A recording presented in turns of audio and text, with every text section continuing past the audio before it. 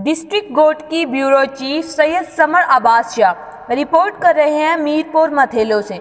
मीरपुर मथेलो के करीब गढ़ी चाकर में 5 दिन पहले हथियार बंद करके फायरिंग में जाँ बहक होने वाला नौजवान मुनीर बुज़दार के वर्सा ने आज एसएसपी ऑफिस गोटकी के आगे पाक किताब लेकर सख्त एहतजाज किया।